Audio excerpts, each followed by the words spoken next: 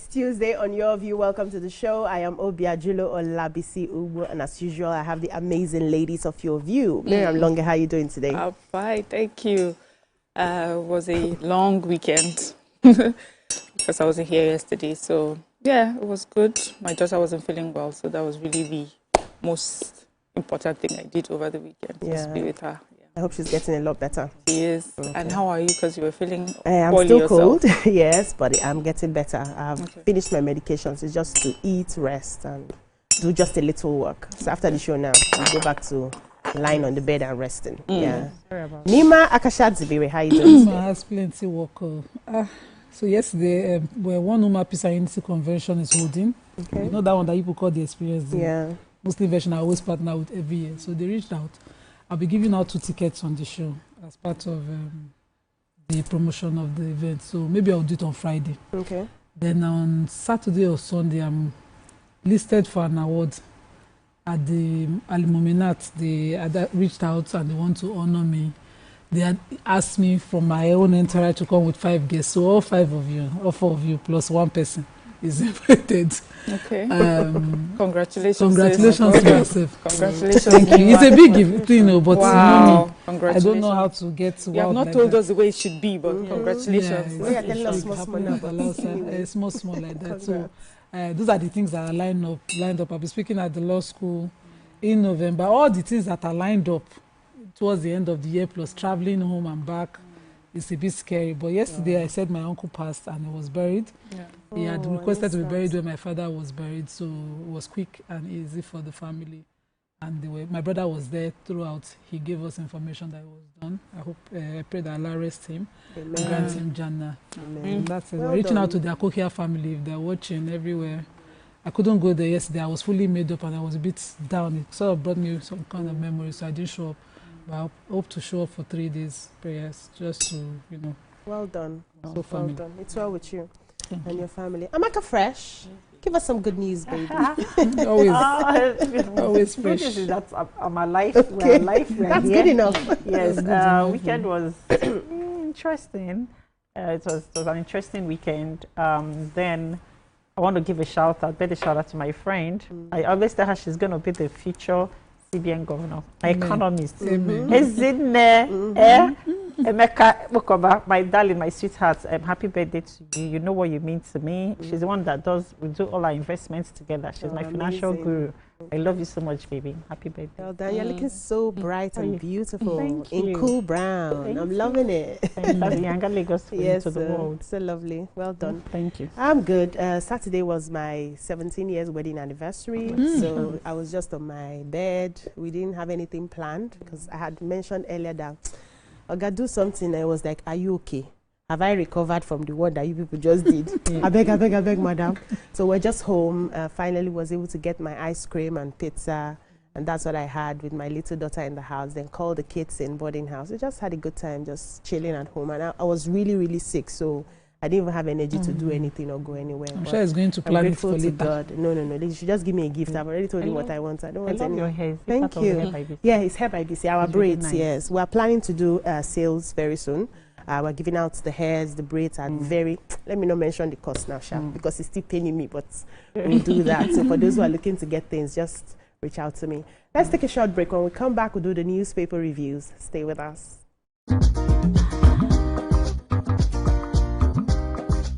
Stay tuned. Your View will be right back.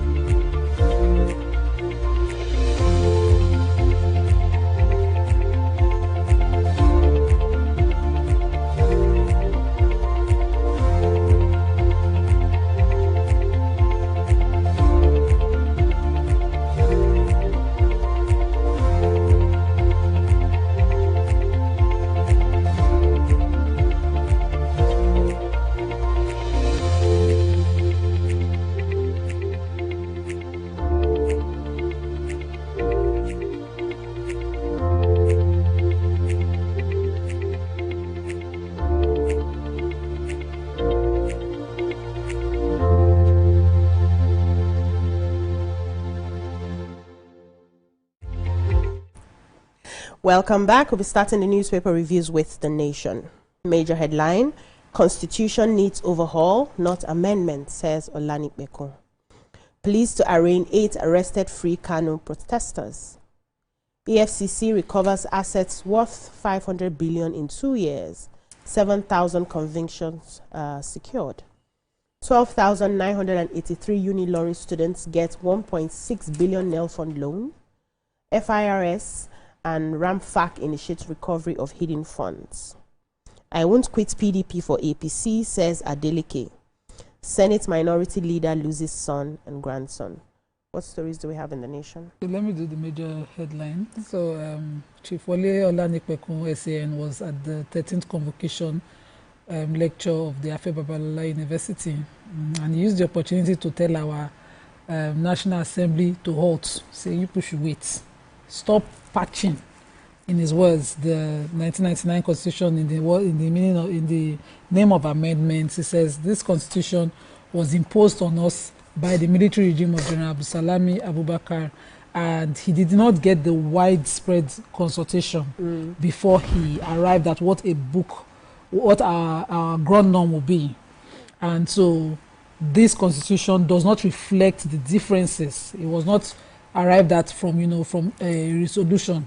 It's a Constitution that tells lies against itself, in his words. So the lecture was titled Nigeria Yesterday, Today and Tomorrow.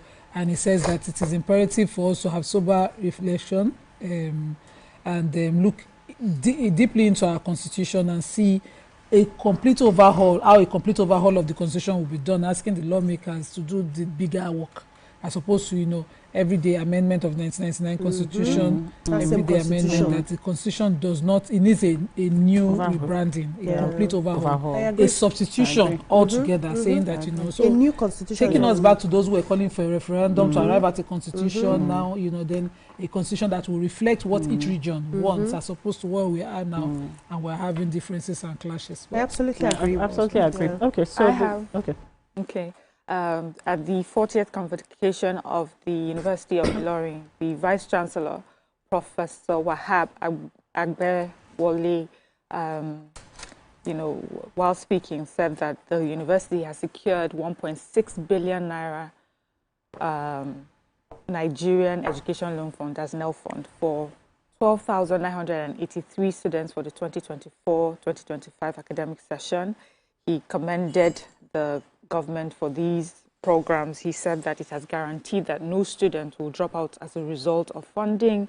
He also hailed the policies of TED Fund, noting that the fund brought about 52.6 billion that was allocated to the university for the year 2025, and this covers 11 areas, including physical infrastructure, program upgrade, academic staff training, ICT support, entrepreneurship, career services. He says the university equally received 300 million naira for zonal interventions to execute projects. A special high-impact project was given to the university to upgrade facilities, the sum of 4 billion at the College of Health Sciences, and another 750 million for the building of hostel at the college. Seems to be getting lots of intervention funds, and I was wondering if this is like many other universities are getting these funds as well, but he's saying that because of this sort of funds, interventionist funds is how he put it. He says that they're guaranteeing that students are staying in school, they're not dropping out because of funding, infrastructural improvements are being made in schools because of these, and so he was happy about that. And as I started, it was at the convocation ceremony, so they had quite a number of students who graduated. They had 316 first-class graduates, over 4,000 second-class upper, and so on and so forth. Yeah. Okay. So the Osun State Governor Ademola Adeleke said yesterday that he had no plan either now or in the future to leave the People's Democratic Party, that's the PDP, for All Progressive Congress, APC. Adeleke, the deputy chairman of the National Convention and Organizing Committee of the PDP, also said that the party would come out of its current crisis stronger and a better party. Adeleke, who spoke shortly after the inaugural meeting of the Accommodation Subcommittee of the Convention in Abuja, said everything will be done to ensure the success of the convention. He said that we all know that PDP believes in proper organization and planning, and that they like doing things the right way. So following that, and that they also like to follow the rule of law. So yeah, they know that this is going to be a successful event, as they're following the precedents of other events that they've organized in the past. He said that by the special grace of God, PDP will continue to grow from strength to strength, that he can assure us that, that they will have a meeting, that they'll reconcile as a family, that they don't need outsiders adding sugar, salt, or pepper to the issue or the matter on ground, that they will handle it themselves, and that they know how to manage their affairs as a family. Okay. Wish them the best. Yeah, so President Bola Ahmed Tinubu has said his administration's anti-corruption drive has recorded a huge success in the last 2 years. He said the Economic and Financial Crimes Commission, that's the EFCC, had secured over 7,000 convictions and recovered assets worth more than 500 billion in the first 2 years of his administration. He said the recovered funds were being channeled into social investment programs, such as the student loan scheme and the consumer credit scheme. He also urged the judiciary to uphold the highest standards of integrity and impartiality in the fight against corruption. He went ahead to warn that the collapse of justice institutions marks the beginning of the nation's moral decay. And he said this yesterday in Abuja at the opening of a joint workshop of the EFCC and the National Judiciary Institute, that's the NJI. The president was represented by the Vice President Kashim Shettima, and he reaffirmed his administration's commitment to strengthening judicial independence and improving the welfare of judicial officers, among other things that they spoke about. Let's move on now to the Daily Sun. Major headline: pro-anti Nnamdi Kanu protesters ground Abuja. NLC gives federal government 4 weeks to resolve varsity strike, threatens nationwide action. Crack in ADC as coalition party suspends South-South vice chairman. FRSC introduces contactless digital driver's license. Those behind Christians' genocide claim against Nigeria's unity, that's the federal government saying. Umahi accuses CCECC of poor work on Enugu PH Road. Others 14-day contract termination notice. We'll take a story and do a short break. Who's ready to go? Okay, Minister of Works, Dr. David Umahi, has directed that TCECC be issued a 14-day notice of contract termination for poor job. That's a contractor rehabilitating the Enugu-Port Harcourt Expressway. He said that this was while he was doing routine supervision of ongoing road projects within the South-South and South-East at the weekend.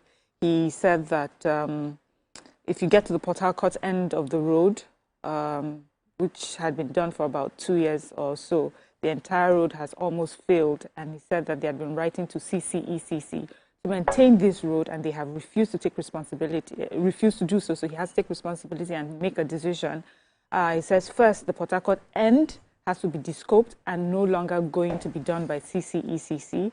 He will direct the ministry to scout for qualified indigenous contractors to handle that part of the road. And he said that the contractor will have to start work immediately. 14 days notice of termination of contract issued to CCECC. He talked about their failure to mill the binder and replace it properly, the contract, and so they have to do that even if it's done during the dry season, they have to maintain the ones they have done and put in writing that they're going to mill out the binder at their own cost and then put the new binder that the government had paid for. And then he also talked about the Enugu-Port Harcourt dual carriage section 2, that's the Umuahia-Ta-Aba Railroad crossing in Abia State. That one he commended, and he said that the 56-kilometer inherited ongoing project was to have reached 85% completion. They said that they are one of their best so far. They've maintained the section well, so they're quite happy with that part of the project, except for the one that earlier mentioned, and he says that they have to be terminated. I don't know why we had to wait 2 years to get to the point that the road had completely failed. It was something that a decision should have been taken much earlier if the contractors were unwilling to do what was needed. Immediately. That's implementation and, paying attention to what is going on. We'll take a short break now. When we come back, the paper reviews continue. Stay with us.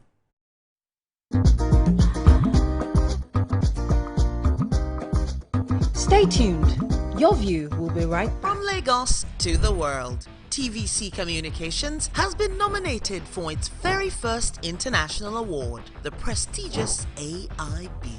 It's a recognition of our voice, vision, innovation, and relentless drive to push beyond boundaries. TVC Communications, Nigerian excellence on the world stage.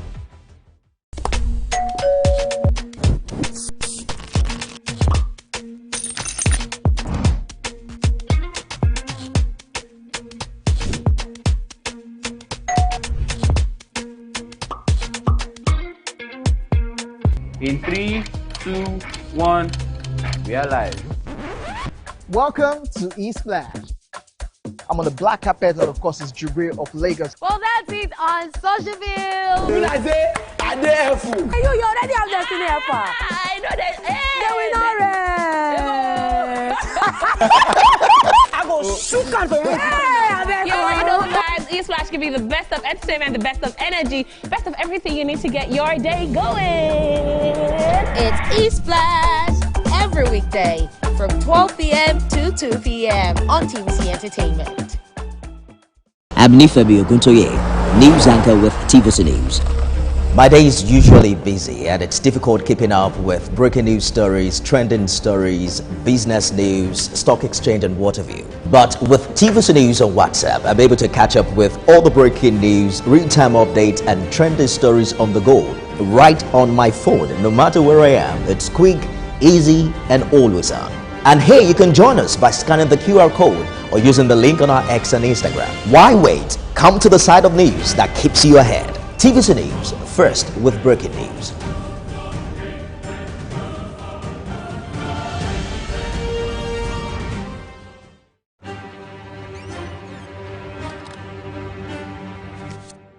Every clash of ideas begin the same way. Differences could be a disagreement, two voices, two views, standing apart, or an argument. a battle to win, to prove, or to conquer. Both are born from differences. One can open the door to respect. Sound, are you ready? And the other close it with fire. Two perspectives, but one big issue. Are you good? Yes, I'm good to go. So do we argue to fight or disagree to understand? 3, 2, 1, we are live. This is the big...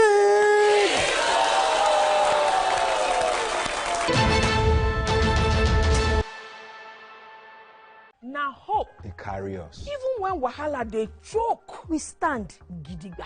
Hope dey waka with us for downfall. It dey gist with us for buka. No matter the gbege, our spirit e no fit scatter. Hope na that pikin wey dey read ABCD and still get ogbonge dream for hearts. Hope na the mama wey dey fry akara, wey see the reason say Tomorrow go soft for am. Naija, your freedom na promise. Say hope go always come, no matter wetin happen.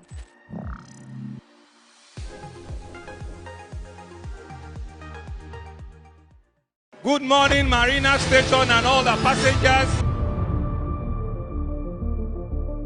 Efficient, it's comfortable. This development will go a long way in reducing congestion and emission.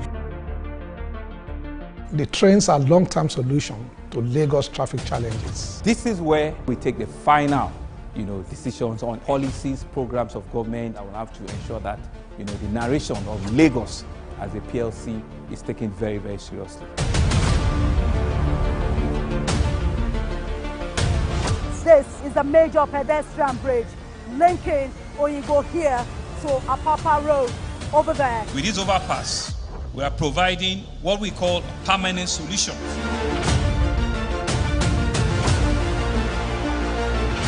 This place is one of the most dangerous areas at the biosecurity environment. This can go into the news and every crimes of your neighborhood. Our goal is to remain as Africa's model megacity, to move our GDP from the 5-6 position to the 3rd position, and we believe it's achievable with all the commitments we have. Explore the city of Lagos, where dreams are made, and possibilities are endless.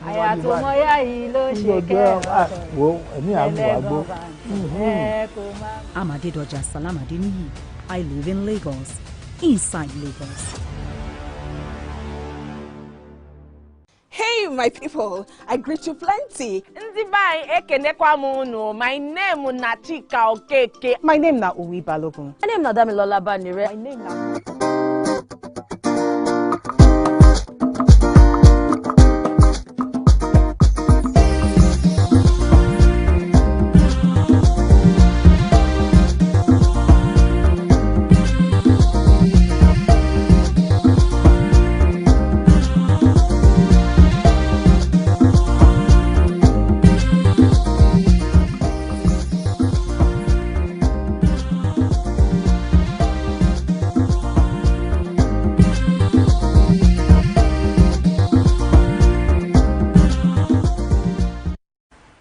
Welcome back. We're still reviewing the papers. Okay. So the Federal Road Safety Corps, FRSC, has disclosed that 15,000 driver's licenses are printed daily, while it has over 206,000 unclaimed licenses.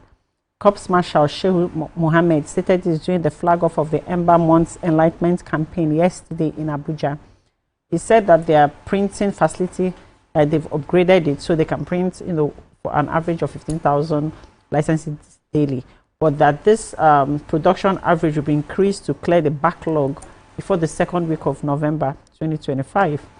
He also announced that the Corps would commence contactless biometric capturing with spot-on printing the licenses to eliminate temporary licenses. So we all know that when you go to get your licenses, they first give you the temporary license for like 3 months, and then before you go back, before the permanent one is ready. So he said that they are going to start the contactless biometric, so that there and then you get your license, your permanent one. Okay. So he now also said that they are planning their conference for road crash victims for Africa, which would hold between November the 16th and 18th of 2025.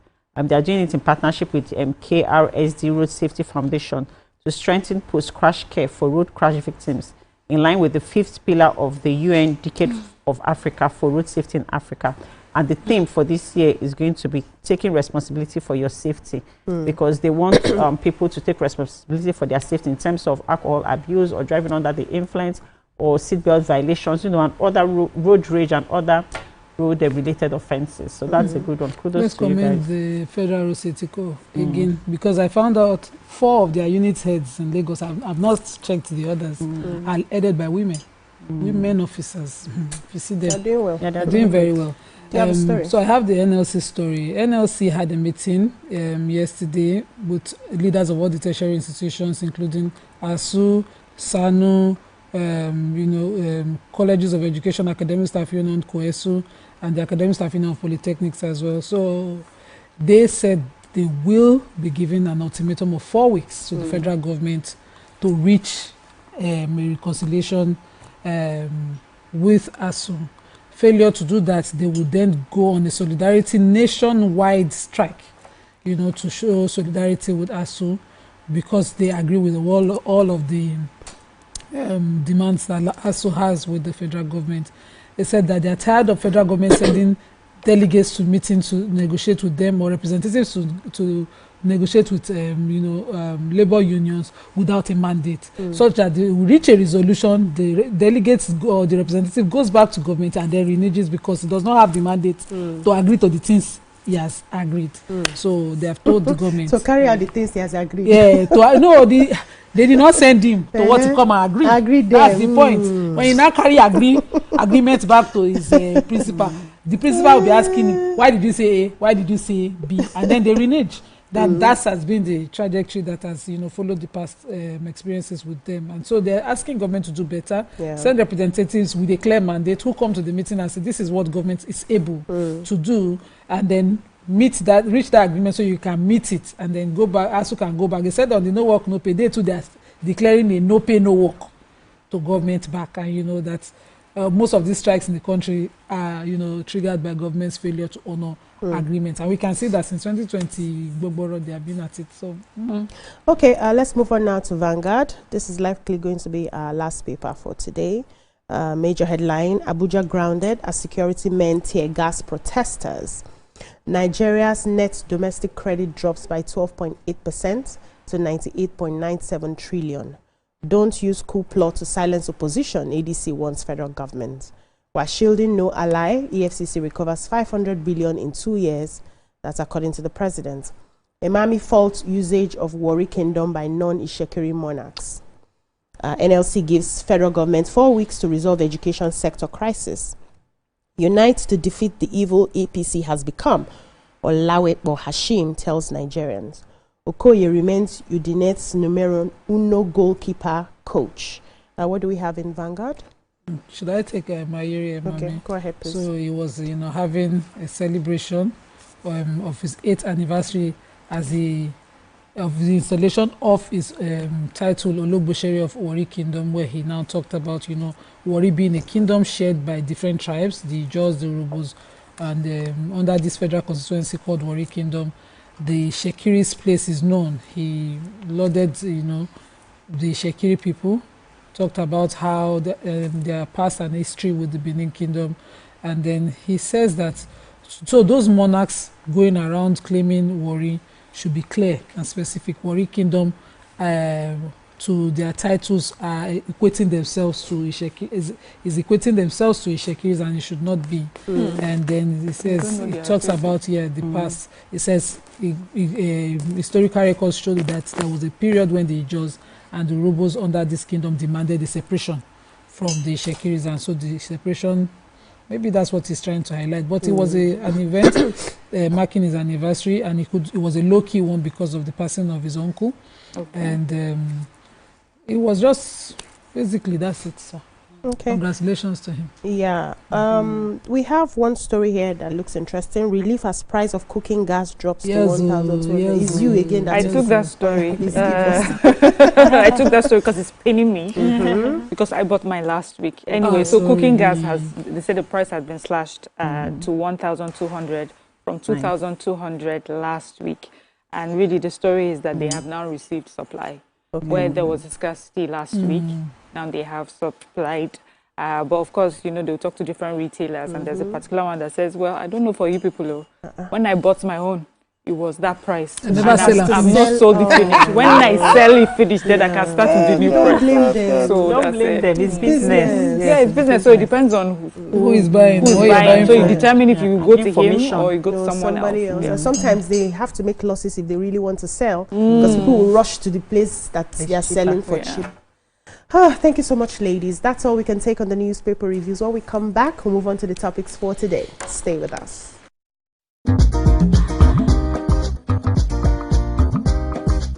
Stay tuned. Your View will be right back.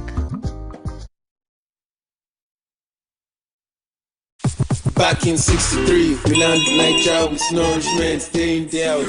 Every day. Now the nourishment is back again, cleared the way for our tasty, creamy, nourishing because Hola la familia. I enjoy the new tasty, creamy and nourishing Fan Yogo drink. Fast, play smart, win big. We cash. The game show where every contestant gets the opportunity to win money.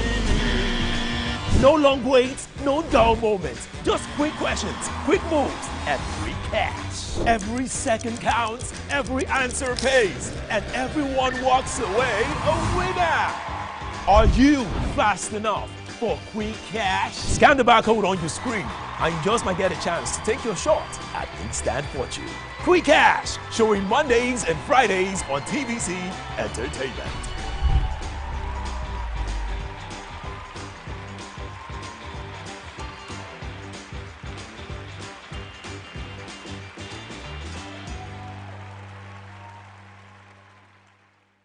Keeping hope alive.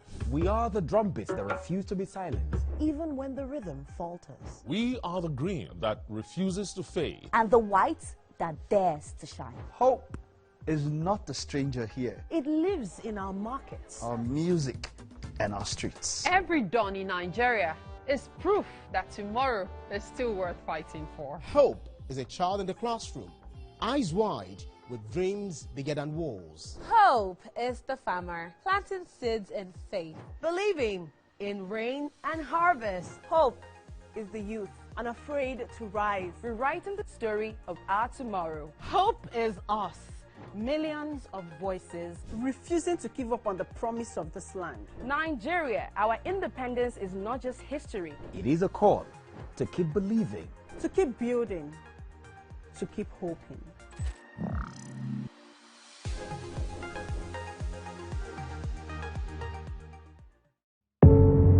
Doubt and fear doesn't occur at the canvas, it shows in the canvas. It shows the conation of raw earthen material slabbed, stroked and molded at a pace provided by the doubt and fear. Every move weigh in the struggle of one to the other, merging the past to the present, brushstrokes of colors seen but not known. For when the wailing stops,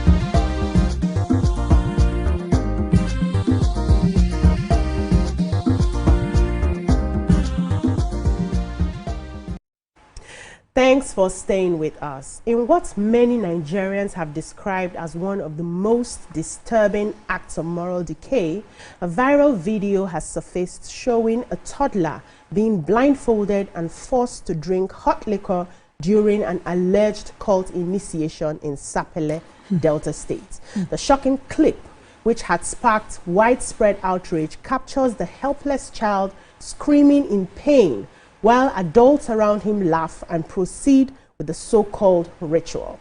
The Delta State Police Command has since confirmed the arrest of 4 suspects, describing the act as evil and inhumane. According to the police public relations officer SP Bright Edafe, the Commissioner of Police has ordered an immediate transfer of the suspects to the state headquarters for further investigation. What are your thoughts on this? You can join the conversation and call us on 02016 352013 or 09024163440 or tweet us at TVC Connect using the hashtag YourViewTVC. I saw the viral video and it just reminded me of what is obtainable in that part of Nigeria where, you know, many people, especially those who are not educated, believe that for them to have a form of power, they have to belong to a cult. One fact, one sect, one cult here and there, where they get their self-esteem and boost their ego from. And it's usually like a thing of pride to want to bring in, you know, young people, you know, to say that at so and so age, I blended, at so and so age, I was brought into this. But I had never seen a little boy as little as what I saw in that viral video being blended into a cult, as the video suggested. So I was taken aback when I saw it. And I would like you ladies to tell me what your thoughts are first before you know, we dissect more into the conversation. Thank God I was in my house when I watched that video, because I would have misbehaved. The way I screamed, I was enraged watching that video. And the full room, there was no sensible adult in that room, and the poor toddler seems to be the only sensible one because he cried for help. I remember the psychologist, I always quote her, Dr. Yewande Oshodi from Unilag, when she came on our show and talked about alcoholism, alcoholics, and how they become dependent on drugs throughout their lives if they get exposed to alcohol under 20. And this is a toddler. And the toddler was screaming from, you know, possibly if it's the kind of alcohol that, you know, I was thinking they gave him, water, the heat of it hitting his, you know, organs. And all that came to my mind is that when this child now grows up with learning difficulties, behavioral problem, you know, all the things that neurologically can happen to him as a result of that exposure, the parents will start to go to mountain upon mountain, looking at the family house for the enemies who are doing them and all of that. We talk about mothers. We have talked about mothers being exposed to alcohol on this table when one mother showed us a video of giving a child young boy, locally called Feinja, those sachet ones. And we talked about how damaging it was, even if it was through breast milk that he was given.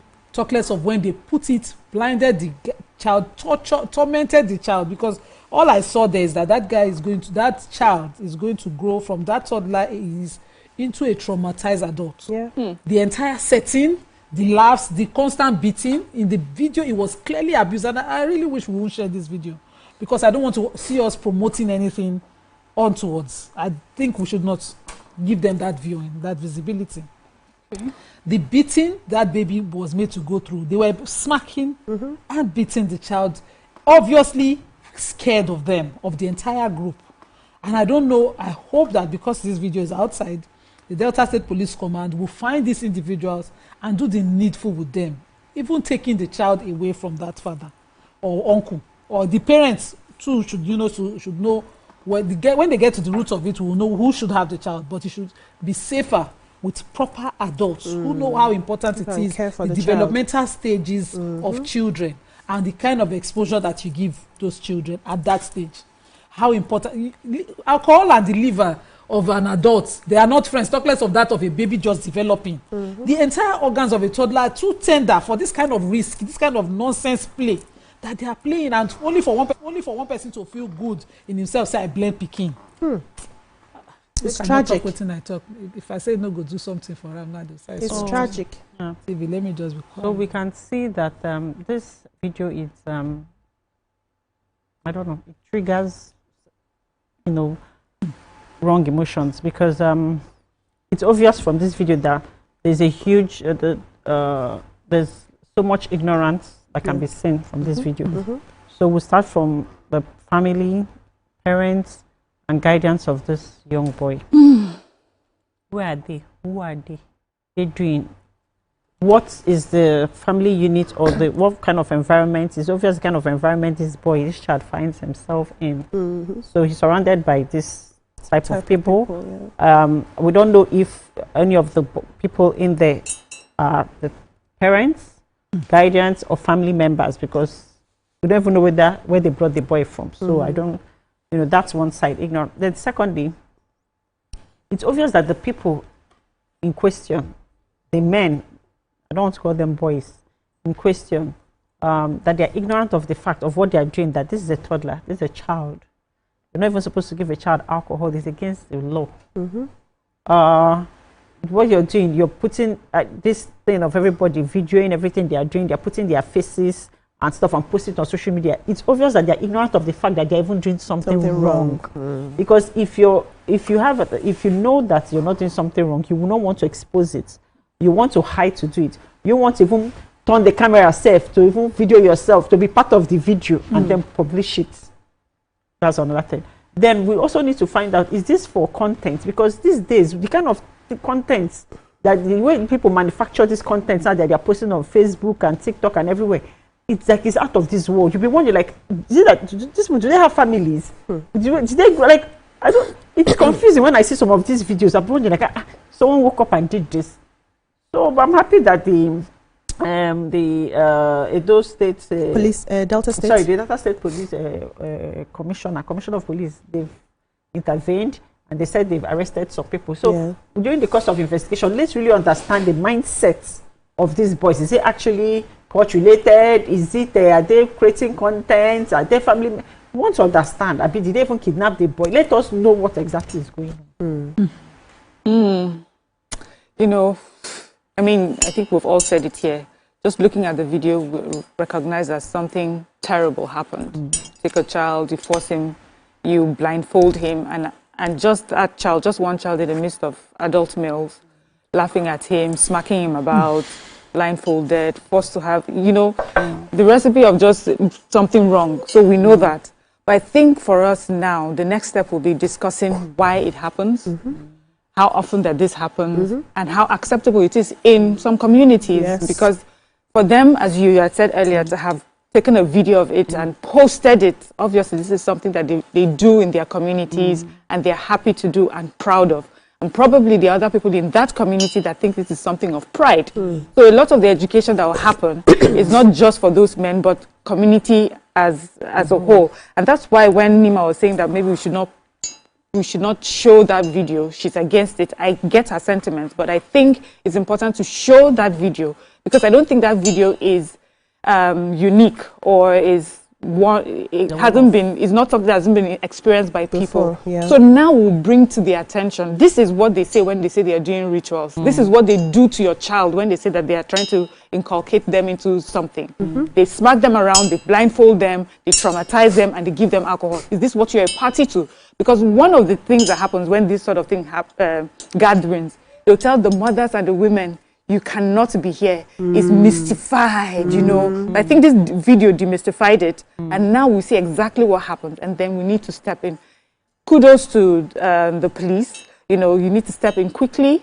The arrest shows that this is wrong. We will not take it as a country. According to our constitution, this is unacceptable, so that is good. But the next thing now is to sit down with people in the community and start discussing these cult groups and this, because there's no time we don't talk about cult activities, but every year we still see cult activities constantly perpetuating. So there's somebody or a group of people that think it's important to their community.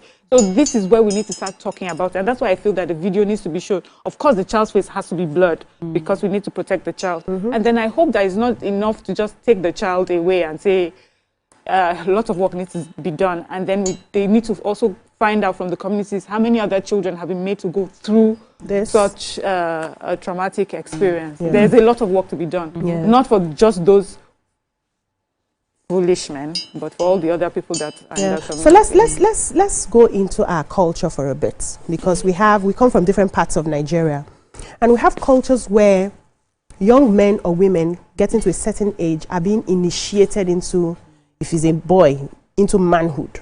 If it's a woman, into womanhood. And there are certain things that are done behind closed doors to do such initiations.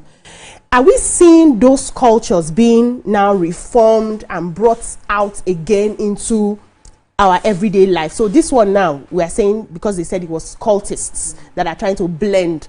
But in our societies, we have those initiation rites that you have to go through. And we go through some very painful things to be initiated into, whether it's manhood or womanhood. How do you think we can stand boldly and say, this is wrong and that is right? Okay, so I'd like to hear from callers, anybody who has had the cultural initiation into groups, into age group in our cultures. And these are beautiful cultural practices that you cannot, mix with this instance case. I don't see any. From where I'm from. From where you're from? No, from where I'm from. No baby, no toddler is initiated into age group. They are recorded at their age of birth. As they are approaching their teenage ages, puberty is when they are done. When it is done, it's a practice of pageantry and celebration. Your parents are happy to know that you have your age group.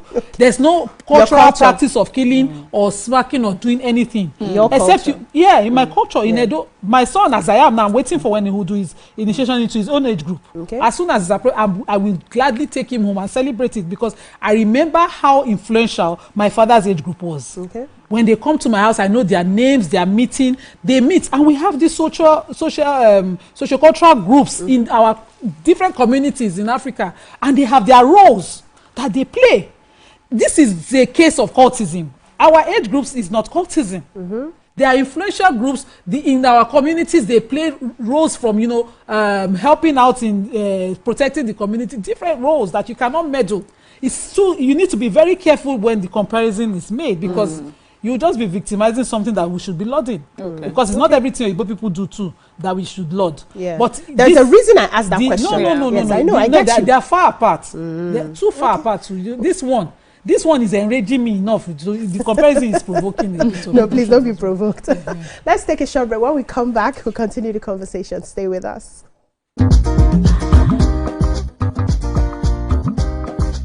Stay tuned. Your view will be right back. I'm Nifemi Oguntoye, news anchor with TVC News. My day is usually busy and it's difficult keeping up with breaking news stories, trending stories, business news, stock exchange and what have you. But with TVC News on WhatsApp, I'm able to catch up with all the breaking news, real-time updates and trending stories on the go, right on my phone, no matter where I am. It's quick, easy and always on. And here you can join us by scanning the QR code or using the link on our X and Instagram. Why wait? Come to the side of news that keeps you ahead. TVC News, first with breaking news.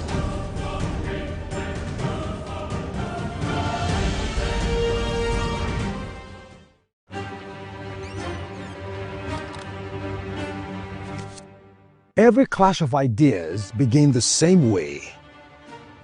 Differences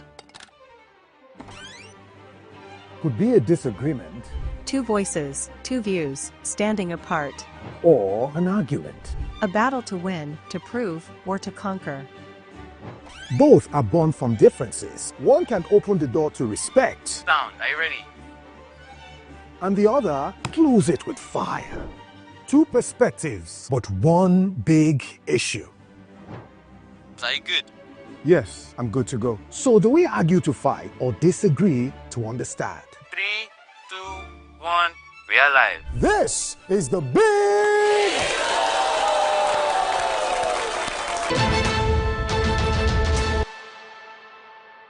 Now hope. They carry us. Even when wahala they choke, we stand gidigba. Hope they waka with us for downfall. They gist with us for buka.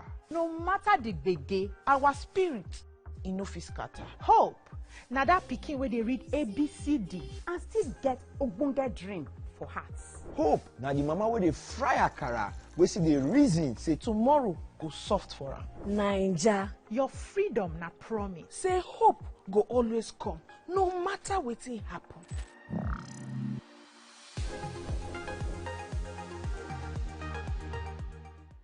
Good morning, Marina Station and all the passengers. Efficient, it's comfortable. This development will go a long way in reducing congestion and emission. The trains are a long-term solution to Lagos traffic challenges. This is where we take the final, decisions on policies, programs of government. I will have to ensure that, the narration of Lagos as a PLC is taken very, very seriously. This is a major pedestrian bridge linking Oyinbo here to Apapa Road over there. With this overpass, we are providing what we call a permanent solution.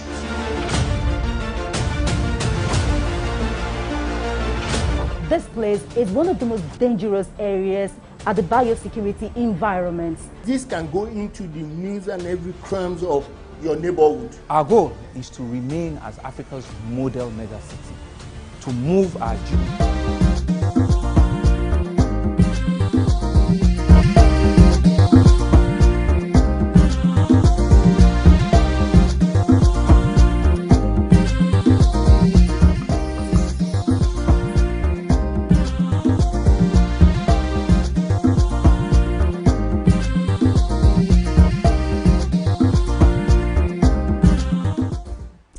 Welcome back. We're still having a conversation about the little boy who was being fed alcohol in the name of blending in Delta State. And Nima had just rounded up her thoughts. Yes. So we're talking about initiations and how it is acceptable amongst our people, especially in the South, the Edo, Delta State, sometimes the Southeast, you hear all these initiation rites. And you hear about this group of men. Some people have red caps, some people have red feathers, some people carry all sorts of things. But we don't really know what happens during the initiation. We just know that they're a group of young men who are respected actually in their community because they have gone through some initiation rites. And for me, I see this video as a way of showing us what could possibly be the rites. And if that is the case, I'm happy that we're shining a light on it. Because there are some of these things that we call cults. Immediately, we call them cults. And then when we stand up against it, people will tell you, no, this is our culture. It's our whatever. It's our tradition. This is what we do. This is how we introduce young men into the society. So if this is what is happening, then we need to sit down and revise the rights that are you know, that we do, and also the age group that we put, you know, through this initiation rites. Sorry, I have to take off this earring. It's making a lot of noise. So I think that we'll be hypocritical if we say that this is new to us. Who are these people? These are just bad people. We understand that we have cultism that happens in school, where people go to university, we hear of that.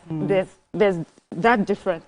But we also have a culture of having groups, of having, maybe so in people that have called it cults, but we didn't call them cults. They had different names, age groups, yes. But it came with a form of respect for having gone through those rites to finally show that you have become a man or something.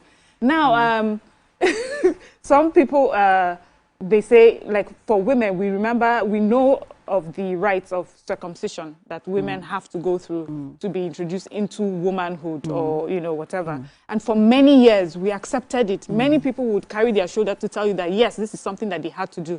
But with time and with more education and exposure, we realize how devastating, you know, and backward that particular initiation rite is. And we are constantly pushing against it. Has it completely stopped? No. There's some people that still feel that if they haven't done it or their family members haven't been put through it, they haven't finally become. So this is something we have to keep talking about, because it is still seen in some communities as a rite of passage, something that has to be done, something that brings respect. But obviously, we have to look into it again and start re-educating people. Yeah. So when Nima was saying, said what she said, I just said, Nima, my Edo sister. Why are you talking like this now? Don't be talking like this. Because we know like that. We don't advocate for violence, Abi. But we know that most of all this age grade and all these things, they're not wrestling. Back in the day, the men will not come and tie that their small pants.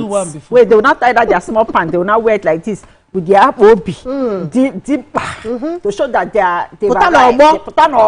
They come and wrestle. Go, blood everywhere. The person that now emerges the winner is not the man, and all the maidens and all the women will not be. This is the husband. This is the one. We know.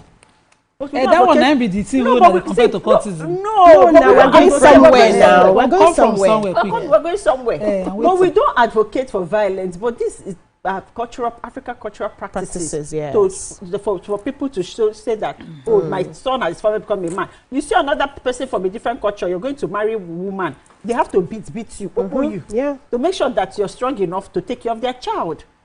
We still do not advocate for violence. But it is what it is. We're Africans, we're cultural people. Amaka, can I pause you a bit? I'll come back to you. Have a caller on the line. Linda, are you there? Linda. Good morning. Good morning.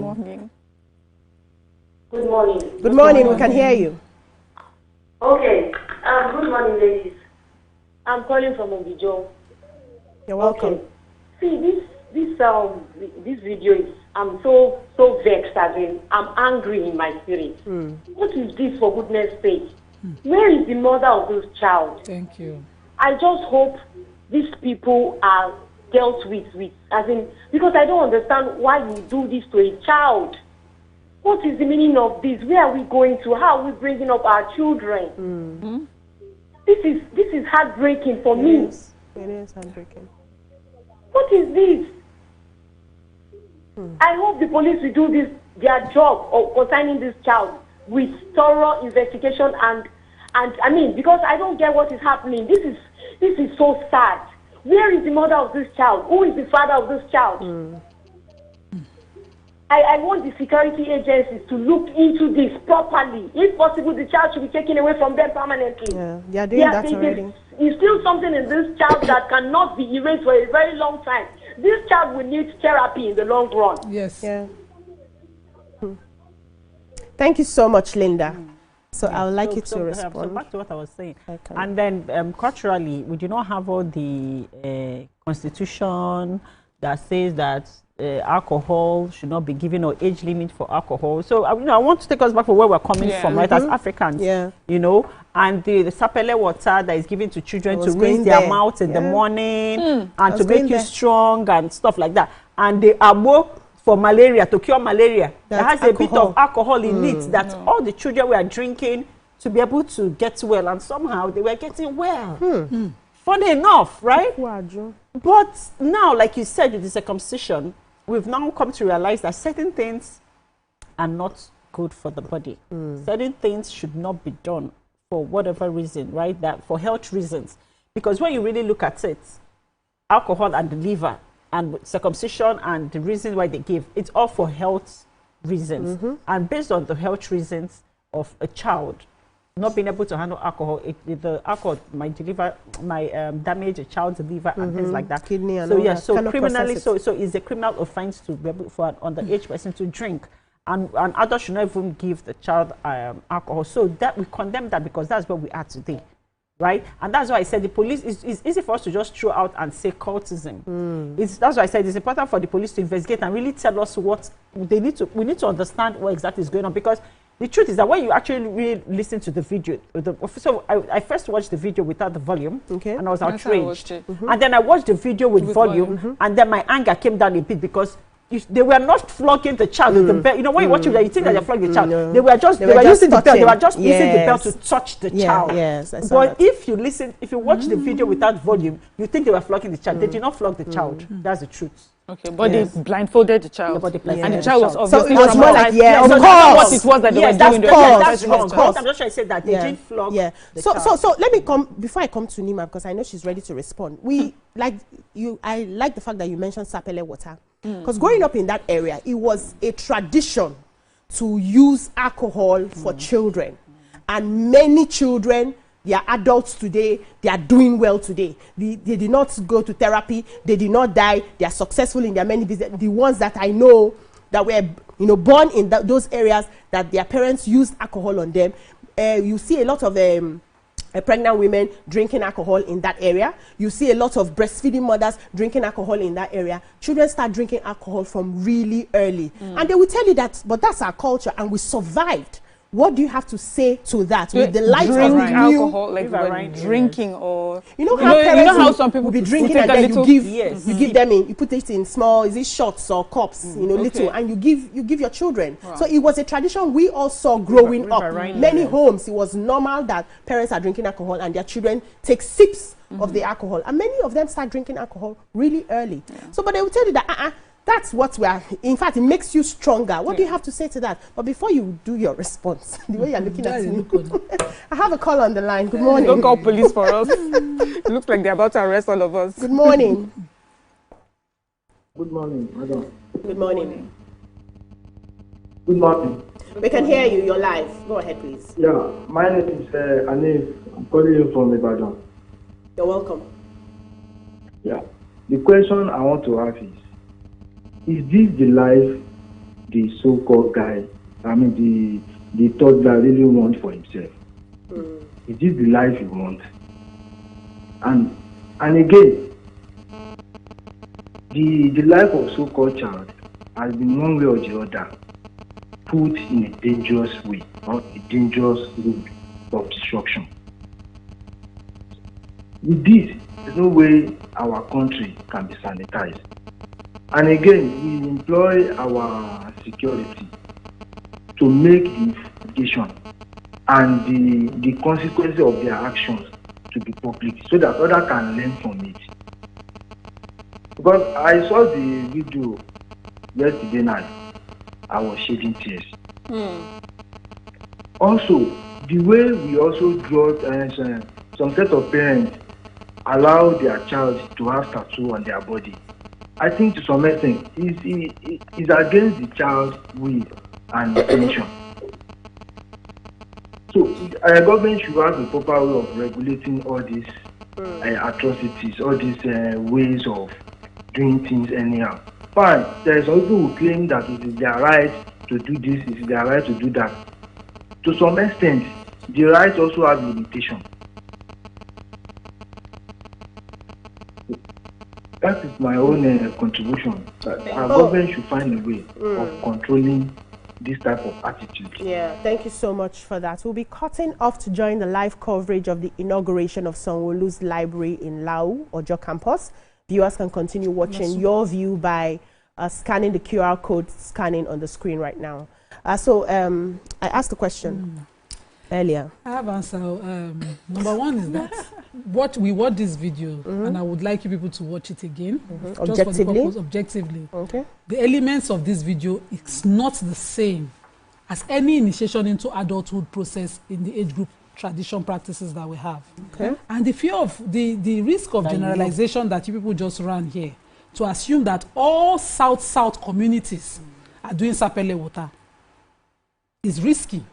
No one said. The South communities are wide. No, we didn't say all. Even the Delta community itself is too much for you to reach this conclusion. Because what I know is that communities, through their traditional rulers, continue to change with new exposure, new risk, their culture. In my culture, Ibe, South Ibe, Sako West, where I am from, it used to be the norm in my before my grandmother days, that when a woman was pregnant in 5 months, there will be an initiation process into womanhood for her, where there will be a circumcision. Okay. The day I heard circumcision, based on my knowledge of circumcision, I said, I would never be a part of this. And when it was told to me, I went to my parents and asked. My father was like, my mother didn't even do it. Your mother, who is from the royal family, did do it. Why would somebody want to ask you to do the same? And upon research, I found out that it's just a ceremony of wrapper tying. Dancing pageantry for those who did it at all. My auntie, married to a king's son, didn't do it. Communities over time made it a voluntary practice for families who wanted to uphold tradition depending on their disposition. Okay. In my village, I am traveling now for my mother-in-law's burial. I didn't do the same for my dad because families with time continue to amend these practices. Initiation practices for age group is from childhood to adulthood, and they are beautiful practices depending on the culture that you're coming from. Igbos have Akwa, they call that one. They used to go and do wrapper tying. Reminds me, tell me, I want a caller to call and say I was abused at an age, childhood initiation into adulthood. Because when we leave this conversation of this child being abused in this way, this room did not show a community. It was one child. And we want to compare this to a community's practice of family members bringing out their sons to be prepared for adulthood. No, that's why I said that comparison was risky, and we just took it. No, we're not comparing. No, we did. Because if we took it from a different information point of this child being abused, we will focus on what the issue is. But we have spread it and we have beclouded the issue itself. No. That's what we did. No. That's okay, may I? I've not finished, Auntie.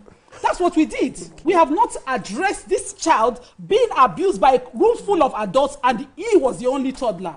In age initiation groups, every family knows the child born within the 3-year period of age initiation. In my own place, I'm already looking for my son's age group. I will do it because it does not contradict my religion. Anything that is diabolical, then I will not be a part of it. And my community has been far advanced beyond that. Even in burial rites that we do, we've stamped down a lot of things that was maybe, because I will not say that all the practices from the time before I was born and my ancestors was perfect, but I will say that a lot of things with continuous exposure has been controlled. Now, when we come here now and we say we South people do it, I would excuse Mariam because she's talking from textbook and film. But I will not excuse Amaka as an Igbo woman from Onitsha. Give me 2-3 practices.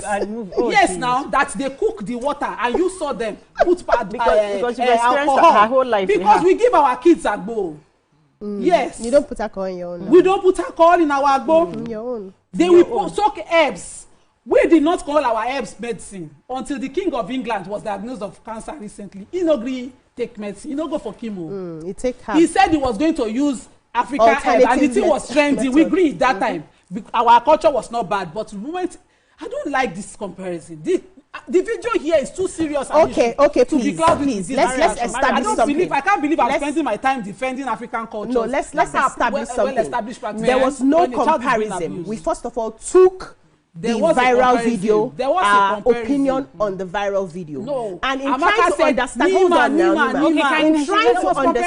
in trying to understand where this stemmed from, because many of the problems we have, we like to start taking it from the top. We like to go to the root cause of the issues in order to solve it better. And that was why I brought about our culture. I was the one that asked the question to say, but these things are really not new. This is what we are already hold on now. It's not our culture. What we're already translating into the different cults that we are having is stemming from somewhere. It's just for us to understand what we do as part of our culture, to see if there's anything that we are infusing into this, not that there was a comparison. But I have Marvelous. I'm going to take Marvelous and then we'll do a short break, and when we come back, we'll continue the conversation. So Nima, please calm down. Marvelous, are you there? Sorry, we lost the call. We have to go on a short break. When we come back, the conversation continues. Stay with us.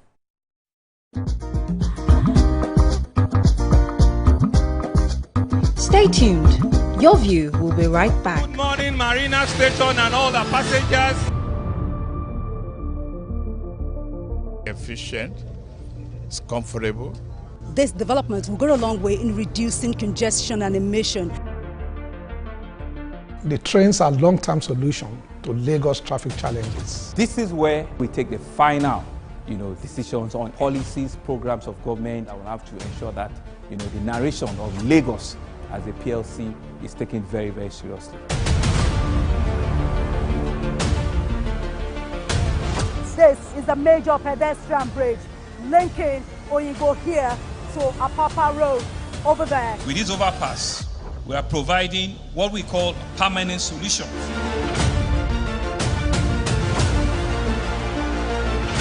This place is one of the most dangerous areas at the biosecurity environment. This can go into the news and every crumbs of your neighborhood. Our goal is to remain as Africa's model megacity, to move our GDP from the 5-6 position to the 3rd position, and we believe is achievable with all the commitments we have. Explore the city of Lagos, where dreams are made and possibilities are endless.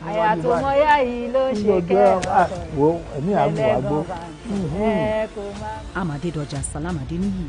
I live in Lagos, inside Lagos. Hey, my people, I greet you plenty. My name is Nachika Okeke. My name is Uwi Balogun. My name is Damilola Banire. My name is Moyo Faraway Ahmed. If you also call me Moyo, listen. And this na Abigail. And I dare on top of your view pigeon. I'm going to bring you bass, boost. I don't get person will be single mother before. He carry another man show, say, now my husband be this. This now what you want. After that day, the man you not go see him again. If you snooze, you lose. If you miss this show, you miss out. On top this our show, I not agree for anybody. When you dey friend the husband, you not see sign say the guy smart, you don't vex, don't give him signs. If they look for person, we go give them to you. Fact as it be. Men no they ever get fault. If baby not there for her, na the woman. Talk no they be person, make person no fit talk true inside. But for this country, we not say if we open curtain in the morning, waiting no good, no good. Me and my sisters, hey, we go tanda gidigba for inside studio to give una all the latest information.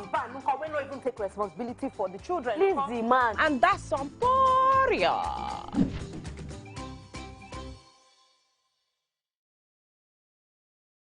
Think fast, play smart, win big. We Cash, the game show where every contestant gets the opportunity to win money. No long waits, no dull moments. Just quick questions, quick moves, and free cash. Every second counts, every answer pays, and everyone walks away a winner. Are you fast enough for quick cash? Scan the barcode on your screen, and you just might get a chance to take your shot at instant fortune. Quick Cash, showing Mondays and Fridays on TVC Entertainment.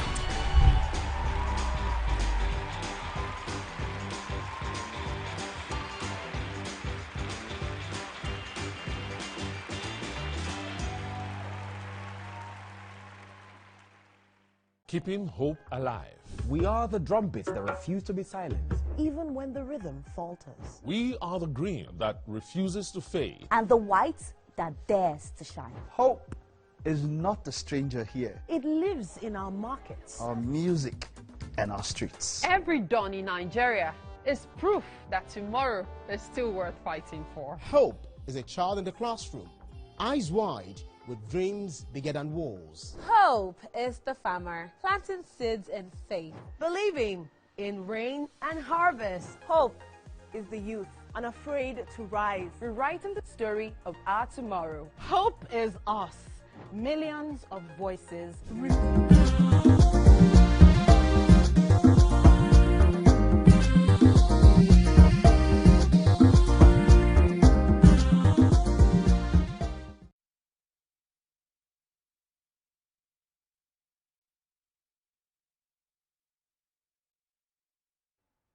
Welcome back. We're still having this heated conversation on the topic, and Miriam was ready. I don't, it's not really heated. Just to clarify as well, because Nima, her opinion, as valid as it is, I think it's a bit flawed, because I don't think she put into, she didn't really listen, to the progression of the conversation. So we had spoken about that little boy and how he was being treated. We all accepted here that he was being traumatized, he was abused, and what was done was wrong. But I, when it was my turn to give my first opinion, I realized that I was going to say the same thing that you have already said. We've had conversations like this many times before. We have expressed these opinions over and over again. Yeah. But I thought that it was important that we also discuss the root of some of these behaviors. And the reason I said so was, we're talking about how it was so easy for these people to broadcast what it is that they had done. It had to come from somewhere. It cannot only always come from lack of information or just ignorance. Sometimes it comes from believing that what you're doing is right because it's something that you've seen practiced over time. And whether we like it or not, whether we would like to accept it or not, we do have culture across different parts of Nigeria where we have initiation rites, and they come in different forms, and sometimes there is violence involved. And at the time when it started, we didn't call it violence. We didn't see it as violence. We thought that some of the initiation rites, if you were able to go through it, it showed your strength of character. It showed your strength of mind. But over time, we have learned that these things have major physical and mental effects on people, and we have moved from that.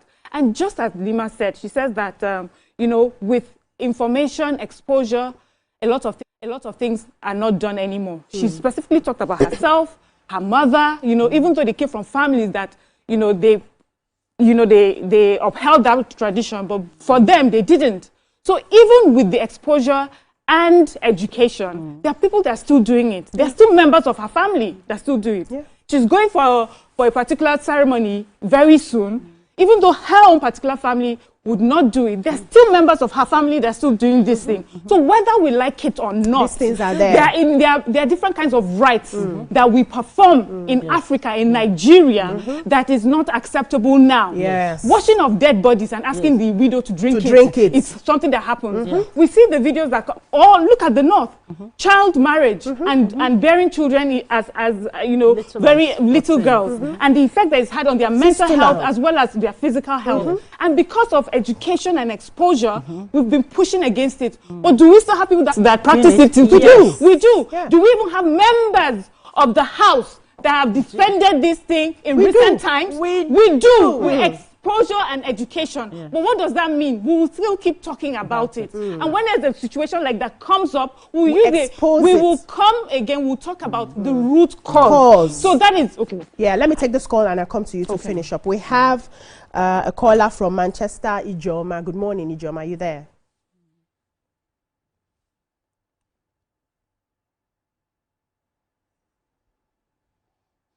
Ijoma, are you there?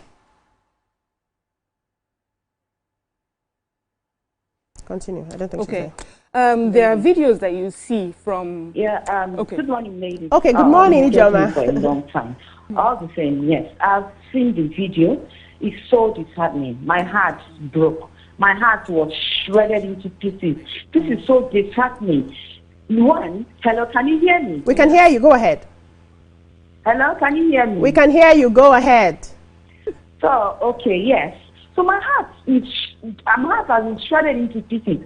It's so disheartening. It's not, I don't understand. Where is the mother of this girl? Where is the father of this girl? Number one, this is where the Minister for Women Affairs, Commissioner for Women Affairs should come in this sheer terrible abuse on this child. Just look at the innocent child crying helplessly and nobody to help. The woman, I'm crying out to the Minister for Women Affairs, the Commissioner for Women Affairs in this state.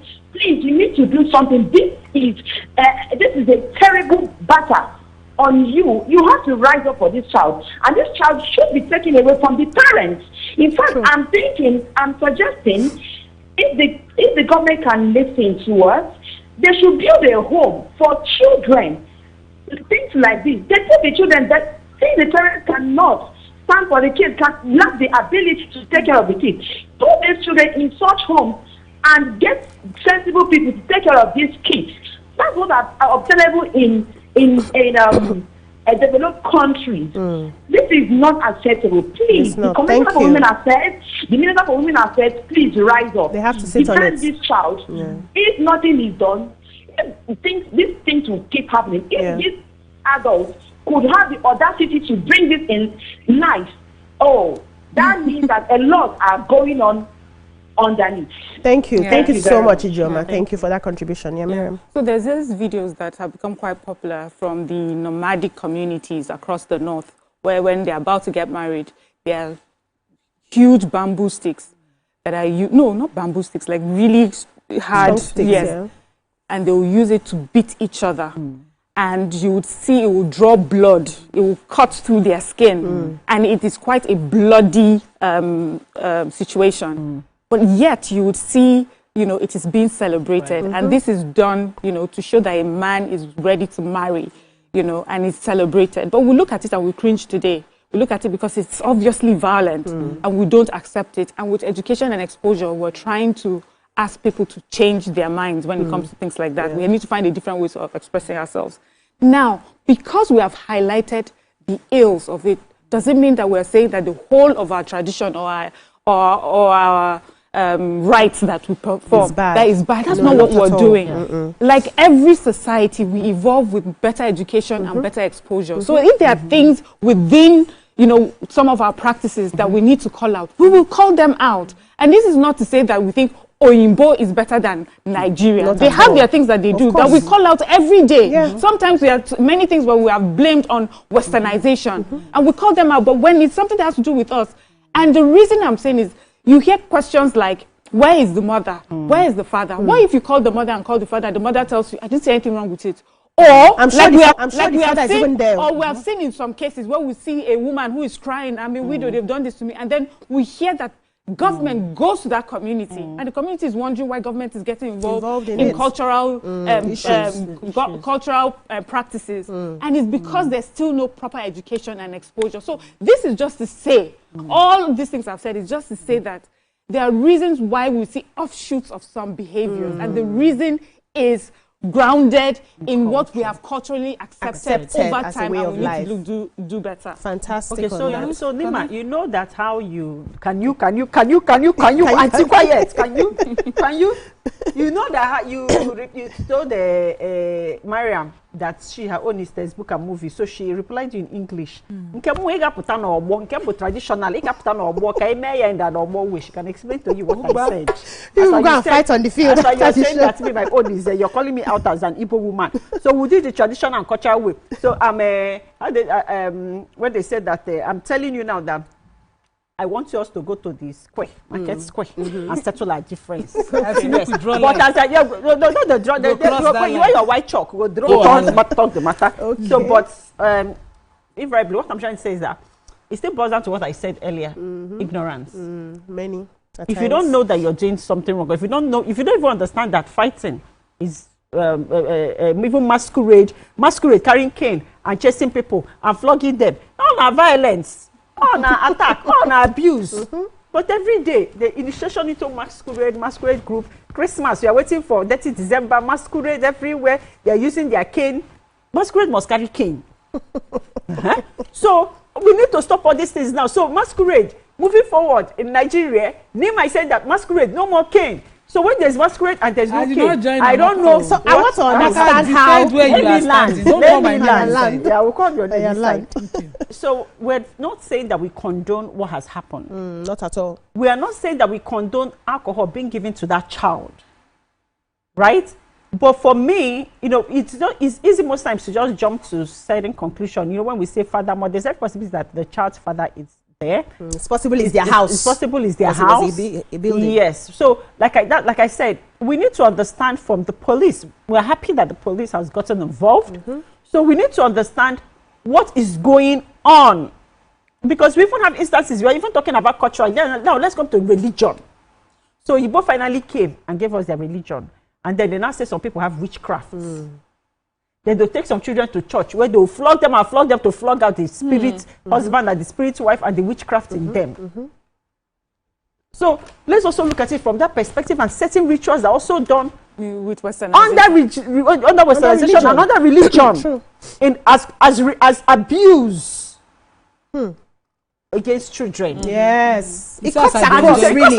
I'm enjoying your conclusion. You know what? I am enjoying your conclusion because you brought it back home to it, and thank you, Miriam, too. Because we are talking about what adults subscribe to as opposed to what a child's right is here. When we focus on this child being abused, we will not compare. The root cause cannot be stemmed in culture. This abuse of this child in this manner that this video showed, it can't be stemmed in culture. It is what adults subscribe to that a community accepts as their cultural practices that go on as tradition over time. And we talked about, yes, some tradition that existed before time that were not good. It is not because Oyibo now told our people that they were bad, that they were changed. It was our people who knew that this and this, these are some of the results, and changed them. Changed some of the blood rituals and changed them and replace them with better things over time. When we are talking of the root cause of this, evil is the root cause of this. Cultism is stemmed in evil, nothing more. In any part of the world the act is looked at, it is evil against a child who cannot help themselves. And we all said that the traumatized child will grow up traumatized. I also said that neurologically he might be affected because of the way they were he was given the alcohol shot and he was not even allowed to recover. He was being tossed around and tapped around in that video. That was torture. So let's leave it. That video itself is a full day conversation. We can take it from wherever we have started to call on the commissioner and the government of the Delta State to do the needful, accepting that it is wrong. But to tell the government of Delta State in one voice that video is bad, and then say it's stemmed from our cultural practices over time, is to tell them to be understanding. No, that's not what we're saying. They hear different. I'm hearing different. Is to tell them in one same voice to be understanding, a little bit lenient. No, yes. Nobody mentioned that. That's what I'm hearing. No. Can I finish what I'm hearing? Yes. What I'm hearing. You need to move. No. Let's finish what you're I'm hearing. So that we'll clear here, where I would like to see the conversation from is call the evil out. Call on the authorities to do the needful. Leave this conversation on that evil. To give an excuse, the same thing as somebody entering into somebody's farm up north, feeding their farm products to their cow and saying, no, there is cattle elders clash. Somebody just stole my farm product. Can we leave it as a crime that it is? And you come into my farm with a weapon, you are armed, that's armed robbery. You steal from my farm, that's armed robbery that it is. As opposed to say, no, he's a Fulani man, he's a cattle herder, is to make lenient of the crime that we are discussing. That's where I rest my case. No, so the thing you need to understand is it is a conversation and we must have it holistically. Exactly. We have highlighted the major points, which was we spotted the abuse, we spotted the adults carrying out the abuse, we spotted the fact that the police is already investigating. And in proffering solution, which is what we normally do here on the table on every day with every topic we have, is to find, okay, what are the issues that could have caused this to be able to add deterrence. Yes. No, don't explain again. We have to wrap up the show. The risk of being called that video as us setting this conversation that age practices of our cultures are the reason for cultism. You have chosen not to listen today, and that's fantastic. No. You have chosen not to listen today. You have chosen not to listen today, and that's fantastic. But I think we have to take a holistic view of the issues. Let me finish up. Hold on. Take a holistic view of the issue, and then go back to the point of we need the adults in that place prosecuted. We need them arrested, which the police has already done. We have been promised an investigation ongoing and follow up on what is going to happen. And also make people who are sitting back and taking some things to feel that this is our culture, this is our tradition, to understand that these things are no longer supposed to be happening, especially in these times. And that's how we're having the conversation. So yeah, give your final words so we can wrap up. I was going to say that two truths can exist, you know, and this is what this particular conversation is about. What you have highlighted, what we have all highlighted in the beginning, and you have continued to highlight, is valid.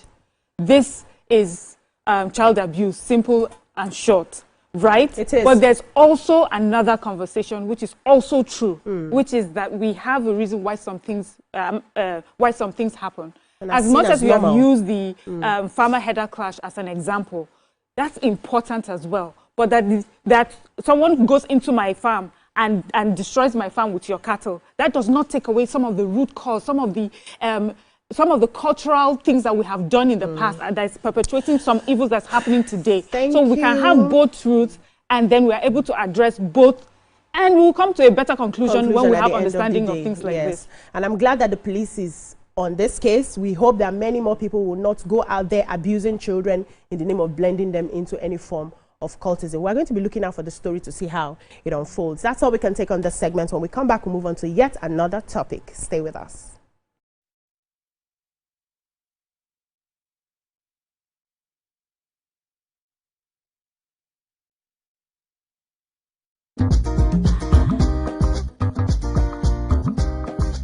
Stay tuned. Your View will be right back. Give up on the promise of this land. Nigeria, our independence is not just history. It is a call to keep believing, To keep building, to keep hoping.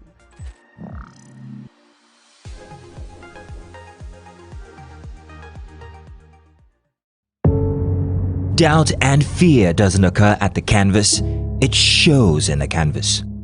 It shows the conation of raw earthen material slabbed, stroked and molded at a pace provided by the doubt and fear. Every move weigh in the struggle of one to the other, merging the past to the present, brushstrokes of colors seen but not known. For when the wailing stops, the pieces settle down in abject beauty erected for a century of a century. Speaking, advocating, protesting as the arts are meant to be. From Lagos to the world, TVC Communications has been nominated for its very first international award, the prestigious AIB. It's a recognition of our voice, vision, innovation, and relentless drive to push beyond boundaries. TVC Communications, Nigerian excellence on the world stage.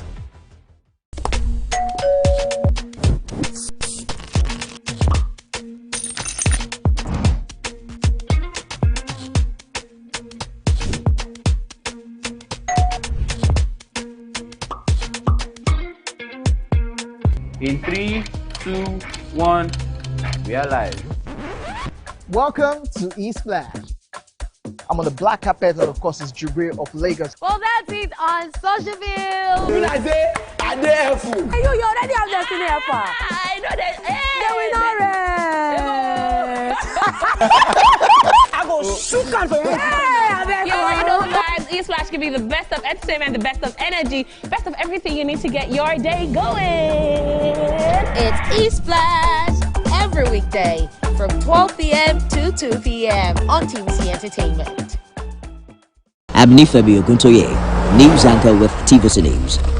My day is usually busy and it's difficult keeping up with breaking news stories, trending stories, business news, stock exchange and what have you. But with TVC News on WhatsApp, I'm able to catch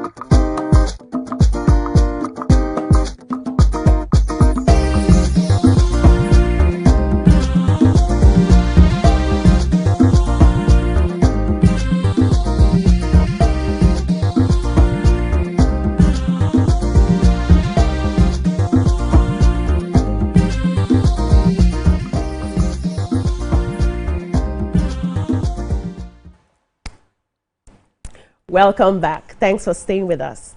In what many Nigerians have described as one of the most disturbing acts of moral decay, a viral video has surfaced showing a toddler. Okay, this is the topic we just finished.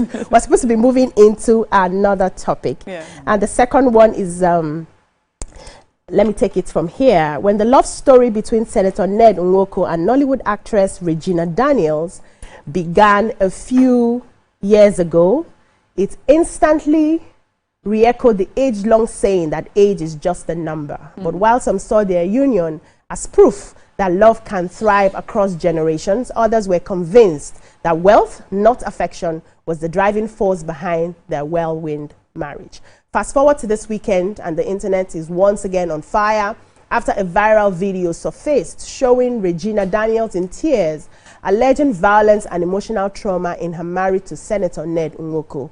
In the video, the actress could be heard lamenting, "In Ned Nwoko's house, I am nothing, but in my own house, I am a queen." The emotional clip has sparked outrage and sympathy online, with many accusing the senator of domestic abuse and demanding justice. But in a swift response, Senator Ned Nwoko denied all allegations, claiming Regina's recent struggles stem from substance and alcohol abuse and that her alleged violent behavior has disrupted their home. Now, the public is sharply divided. Supporters of Regina Daniels argue that no amount of provocation or addiction justifies humiliation or emotional breakdown, while others defend Ned Nwoko, describing him as a man simply trying to protect his family and help his wife seek rehabilitation.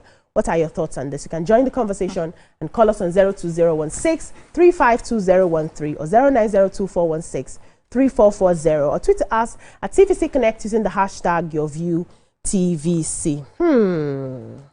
This weekend was hot on social media. There were posts and posts and posts of, you know, Regina Daniels. The first post I saw, a viral video I saw, was her. I think there was an altercation in like a compound setting, and they were holding her. I think her brother was trying to fight someone. There were men. I saw one man in uniform, others were in mufti. There was like a gun somewhere, and she was just shouting, "I am nobody in Ned's house," and you know, that sort of thing. That was the video I saw. And then many other people started making posts talking about what had likely transpired. And then I saw another post where Ned had come out to explain that Regina was the violent one. She was supposed to take her son to the hospital, but because she was high, she couldn't, and he had to do that. And before he came back, saw that she had damaged the cars. You know, she had hit the nannies or the housekeepers and all of that. He's been trying to talk to her about drug abuse, mention names of people who have been supplying her the drugs, and you know, it was just sort of messy. And you know, the whole social media have been talking about it in different quarters. And it's scary to see that our lawmaker is involved in this sort of mess. But let me hear what the ladies have to say first of all before we dig deep into that. Who's ready to go? Okay, so no, I just want to highlight one or two things. Okay.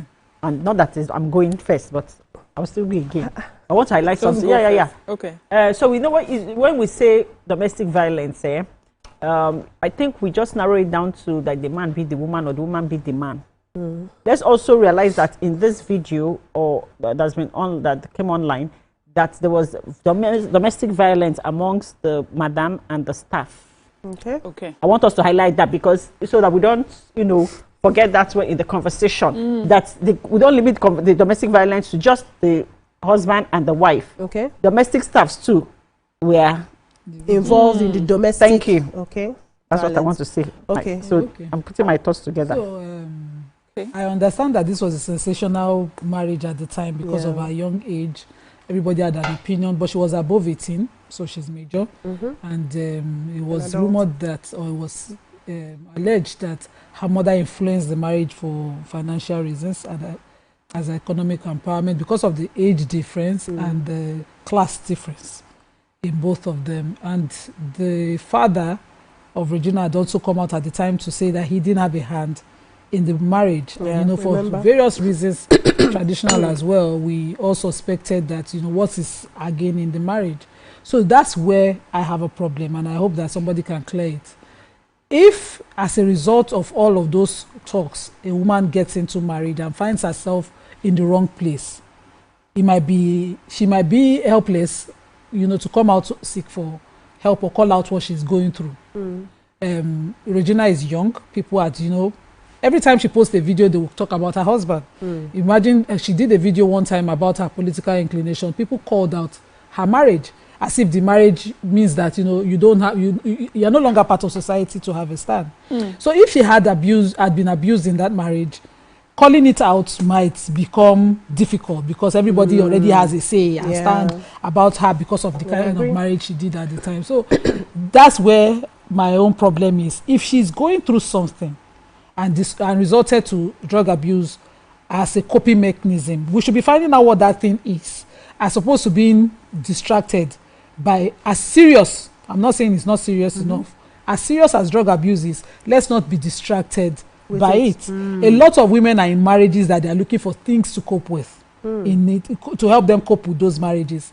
Lots of young girls have found themselves in marriages that were wrong from the beginning because of maybe family and all of that, and they don't have a say. They dare not say.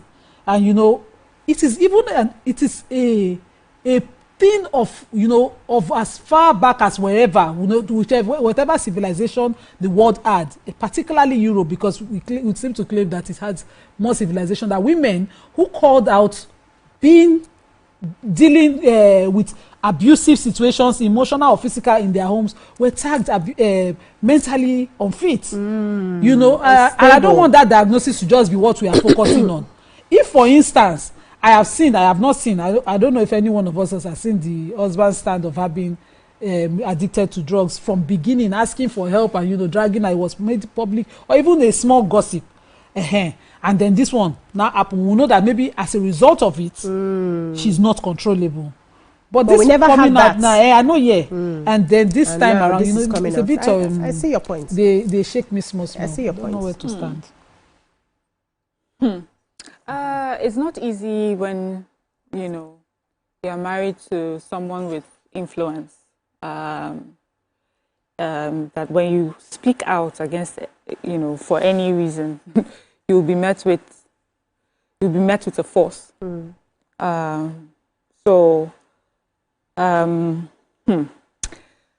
For the senator, I'll start from his response. And his response is that his wife has been using drugs and she's been in and out of rehab.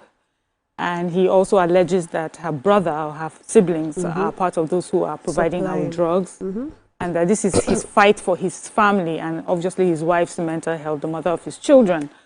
And, you know, as laudable and as important as that is, I'm also a bit worried with that narrative, because it's not a narrative I've heard once. I've heard quite a number of times before, with when you are involved with a man that has great influence, has a lot of money.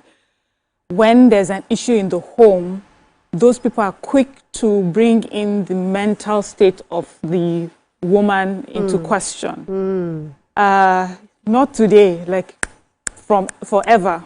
A woman is termed to have mental health issues. She's unstable. Men have locked up their wives in asylums, as they said, because they have claimed that they have issues. The wife is trying to say, no, these are the issues I'm going through in my marriage, and I can't speak, and when I speak, I am termed this way.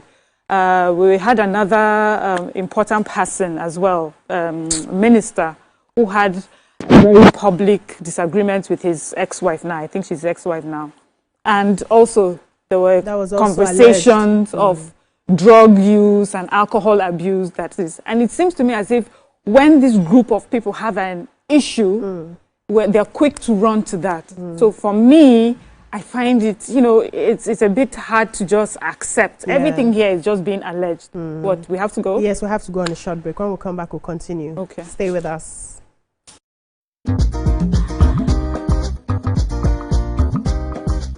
Stay tuned. Your View will be right back. Every clash of ideas begin the same way. Differences. could be a disagreement. Two voices, two views, standing apart. Or an argument. A battle to win, to prove, or to conquer. Both are born from differences. One can open the door to respect. Sound, are you ready? And the other close it with fire. Two perspectives, but one big issue. Are you good? Yes, I'm good to go. So do we argue to fight or disagree to understand? 3, 2, 1, we are live. This is the big...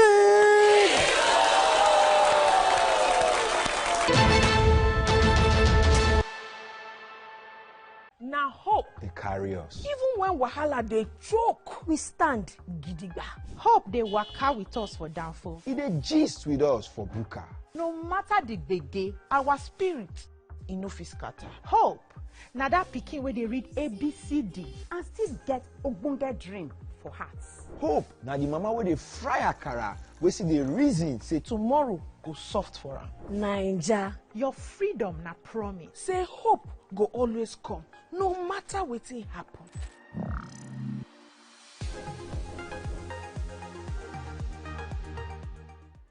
Good morning, Marina State.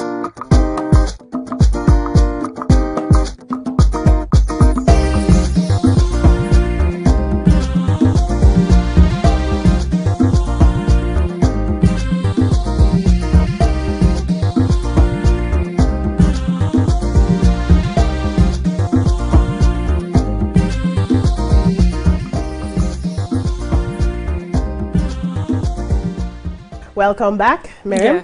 Okay, so, you know, for me, I seem to see, as I described the scenario, that's a scenario I tend to see quite often, where the more influential spouse, especially when it comes to a husband with the wife, just tempts her to either have some mental health issues or doing drugs or alcohol abuse. And so for me, when I hear that response, I question it. Like, is this just another way to get out of, you know, being accountable?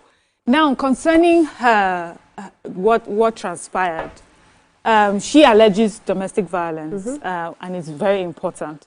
But also, I just know that every marriage comes with its issues. People fight all the time, and they disagree, and then they make up. And from stories I heard that, you know, people will dig up all sort of stories that there was an alleged issue with them before. I think domestic violence as well, and that. I think it was a gossip blog that tried to talk about it. And she herself made videos of her in, I think, a Lamborghini or some expensive car, saying that it's better to cry in an expensive car. So, and then I hear people saying, well, this sort of person does not need my empathy or my sympathy because she chose it. This is not the first time that it has happened to her. She has decided that this is where she wants to stay. So why is she crying now? So there is also that stance, which is, okay, if you've been going through domestic violence and it has come out and you yourself has said to people, mind your business, I would rather cry inside this domestic violence. Leave me, whatever it is I'm facing, I would rather cry here than be with you poor people who are just jealous of all the money that I have. I think it makes it harder for people to speak up for you. Yeah, really empathize. So but I don't also think that Regina Daniel is such a... I took time to look at the senator's page, you know, because I've never followed him. But, you know, this morning on my way to work, I decided, and she's very prominent in his life. She actually does some things that I find quite forward, you know, with a man of a certain age. There's him, you know, waking up in the morning and using the bathroom. So this is a woman that has space and has agency and has confidence within her home, you know. So I think if she wants to leave the marriage, if she feels she's being oppressed, if she thinks there's domestic violence and she believes domestic violence is important enough for her to move out of the house, I don't think her hands are tied to that kind of marriage. So I think I'm taking that stance, Mariam, where as Regina Daniels doesn't strike me as a woman that doesn't have a voice and doesn't use her voice. Okay. She strikes me as a very confident woman. Yeah. She uses her platform very well. Her platform and her husband's platform, you know, there are issues when they've had problems in the past, and then they come back doing showing a lot of love on social media and everything. Like you said, all marriages or relationships go through one form of issues or struggle or the other. They come back stronger. And so a couple of weeks in all honesty, and I've seen videos that she posts by herself on social media, smoking and dancing and doing certain things. So, if there's if they're alluding to drug or whatever, she herself has even shown that it's possible. That is possible, right? Yeah. Because we need to be careful here. And then we talk about violence. The husband had said that she slapped or hit the domestic staff and the driver, 3 people. So that means there are alibis there are people that can be witnesses or that you can now ask questions to say, is this true, is this not true, right? For us to know if she's also a violent person. We need to put that into context of her. And then secondly, it was also alleged that he smashed her head. And because of the video, I didn't see any form of any mark or whatever from the video I saw. And then we also see a video where she smashed so many things around the house. So did we see the video where she was smashing or after she had smashed? The video after she had smashed. So allegedly. So everything is allegedly, right? And then him coming out to say, you know, I love my wife. We have every marriage we're in a marriage and we want to get better and stronger, you know. I applaud that in a man, because he could have just also come with fire for fire or something else. But then he says there's an underlying issue here, and he called out the people that he feels are, you know, enabling the behavior and saying that I want her to go to rehab, right? And she's been to rehab before. And these are my reasons. We have kids and stuff. So, you know, it's easy to just come here and now start bringing, oh, she's a young girl that married an older, and start bringing all the irrelevant, anybody can marry anybody, and start bringing all the irrelevant issues on ground. The core issue is this: does somebody need help? Because, see, nobody forces anybody to take this a drug or to do anything. It's a choice. It's as a Nima, people. You talked about coping mechanism. Yes. Let me learn. Because Nima talked about people dealing with coping in marriages, and they need a coping mechanism. Because of that, people do drugs.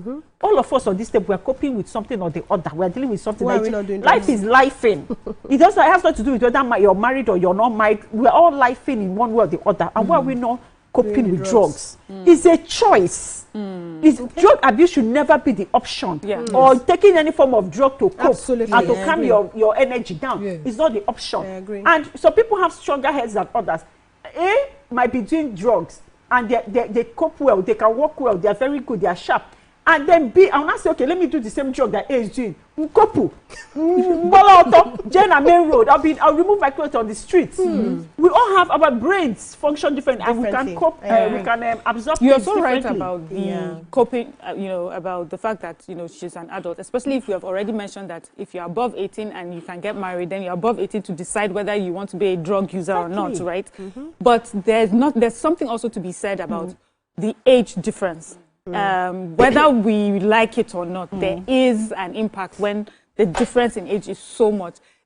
He's in a time of his life where a lot of things don't, you know, he's dealing with many things. He's dealing with his legacy that he's built. He's dealing with his money that he's, you know, he's doing with all his family that he's, and then she is a young girl above 18. I hear she's just 25. And imagine at 25, all the sort of things that you want to do, especially you want to do with your partner. So to say, I feel that it's important to say that that age gap can affect someone in a marriage if it is not properly addressed, if they're not sitting down and talking about it, or getting help, you know, to deal with it. I guess, but because of time, I wish we had more time to really dissect, you know, all the angles. But I'm more worried that he came out to say that the wife is doing drugs, and he is a lawmaker, right?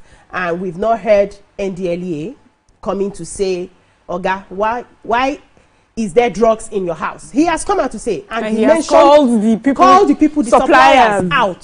So why is the government not latching in on this to say, you see, he holds a prominent position in the country. He's not just an ordinary businessman out there. Even if he is, he's still a responsible Nigerian, so he can be held accountable. But he holds a powerful position as a lawmaker in this country. So by now should have expected that the NDLEA would have called him. He's an elderly man. He's way older than the young woman he's married to. She has an issue of drug. Why are we hearing it outside on social media? Why have we not seen you taking her to but he alludes to helping over time. We don't know. We do not know. So I don't particularly expect him to come out with it. And now that he has clearly stated that this is happening in his house, the government has to get in and do something about it. A couple of weeks when she posted that video of him using the bathroom. That conversation, even me when I saw it, I said, is this girl on something? That was your head, right? And when you read the comment section, everybody was just like I said, well, why reminds your husband me want to of be using the bathroom in the morning and you're putting that kind of video? I didn't see that video. It wasn't a good or nice video. Now our NDLEA is not moving. Is it because he's a prominent man in the society? Let us see. You know our laws can be tilted towards. But however, with everything that's happening, I think they need to find a way to take their love story out of social media. She brought it. Yeah, I know. She's an actor and a celebrity, but I think she should be advised to take that out. And also, we need to understand the role her family members are playing. It seems like all of them are living with her in the house. I am not sure. But the brothers are one family member was. Yes, because he also alleged that one Anna lady was the supplier. The brother too. And you have the influence of your office. Why didn't you get police? And I believe that if you're both prominent people, your celebrity is a prominent man. I don't want to be that people don't have PR team. People have no business just posting anything on social media. You should have a PR team that manages your social media handles, knows what goes out, knows how to manage the narrative at every point in time. Some of the posts that she makes, I just feel that he's really bending over backwards to just put a very young wife. But then he has an image that he must protect. He has an image that he needs to push for his community's sake. I don't know if I like my senator. If I want to know how my senator slept and how he eats himself, I don't want to know that. Yes. And then you come to the house. Are you really speaking for me? I don't know. If you want to get married to someone in the entertainment, generation is too far apart. Yes, but even with your normal a younger person, why should we be posting that on social media? No, but this their disparity is too. It's also in career. It's also her career, which is she's an entertainment person. But I think it's also what drew him. She's not the only entertainer married to lawmakers. Thank you. Yeah, but I'm saying that they like he like husband is a federal house of reps. I don't see him. And she's not the first child to be married to a far apart person. Ojuku married Bianca. Yes. Bianca is the minister, our whatever, representing us outside. I think he enjoys it as much because there's some of the things that she posts. I saw on his page. I was like, oh, okay. Younger. Okay, he likes it. But I think when there's a crime involved, he should not be. We have to, Thank you so much. We wish them all the best, and I wish they can take out many of those stories of social media. Young people saying no to drugs. Yes. Drugs is not good. It's not a copy mechanism. It's not a copy mechanism. Go to the gym. And you can see how dangerous drugs. Even if you are in a wealthy home, it still catches you. So better not try. And it disgraces you. So copy go to the gym, buy food, do exercises. You see that dopamine hit you are looking for. You get it from exercises. Dopamine, serotonin, oxytocin, everything. This you get from exercises. I am getting it every day from exercises. That's all we can take on the show today. Thank you so much, ladies. Join us tomorrow for another interesting show. Bye-bye now.